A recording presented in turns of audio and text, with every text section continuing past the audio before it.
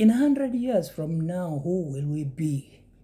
And where will we be as Ugandans, as the Acholi people, as the Luo people? Wabi Belu Kakwene in 100 years from now, 50 years from now. At least Burkina Faso, through Ibrahim Traore, they have started to, make a step towards the development. And, free education to people, access loan as youth and develop yourself. And of course, people who are at least traveling or they are living a little bit abroad, they know that there are options of Tabi and stuff like that that can make somebody to start a business while they are paying in installment. We don't have all these things, right, in our places, or for example, in Uganda. So I'm looking at all this, and because we admire the other parts of the world where they're making progress, they have programs that they facilitate and pay their citizens or support them in their dreams and admirations, pay their education, and if you're not having a good job, they support you with extra money to keep you, alive and well and have a better quality of life. And all of these, and I admire to see Uganda that is also progressing and the citizens are no longer complaining. Of course, forget about President Yoweri Museveni, forget about the Mozi and the projects and all of that. But let us focus more on what can we do as Ugandans, what can we do as the Acholi people to make our lives better. That is the conversation that we need to engage ourselves in.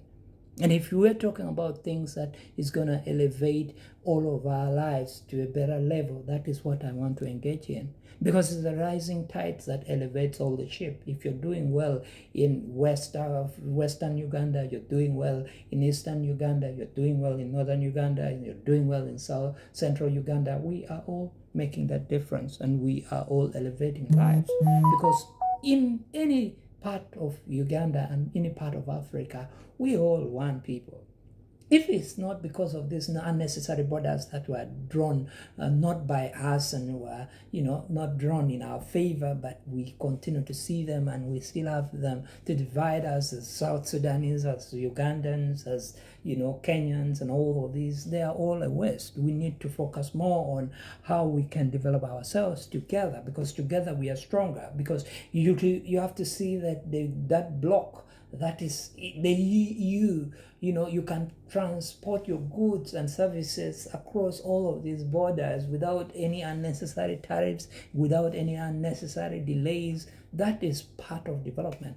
And I don't know, for far too long we are being lied to, and it's better we change our mindset and we start thinking the development that we all desire for. So that is the conversation that we need to engage ourselves in.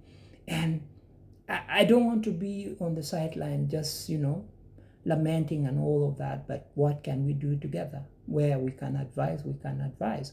Of course, not all the things that I say you have to take and learn from it, but, I get also a number of people trying to ask me jobs. I don't work for any company that is recruiting people, but I also love to try and help where I can. And I just love one guy called Francis. Yeah, Francisco is been so good. Like, he wanted an opportunity and I showed him where to go and he has been able to do it. Because it's good to show someone a way and then them also making a step towards that thing. It's a beautiful thing. You can take the cow to the well, but you cannot force it to drink. So sometimes we need to also help this number of our people. But I really wish I could help all of them. But unfortunately, no. And if you don't have your input, sometimes it's also difficult, I think we're just going to engage in a little bit later, see on how we can, talk things that can, bring people to better opportunities and see a way of how we can help our people in a better way. I mean, I may not be able to attend to everybody. I may not be able to talk to everyone. But if we can, all of us, we should make it an effort to try and help our people and they get better opportunities if we have any.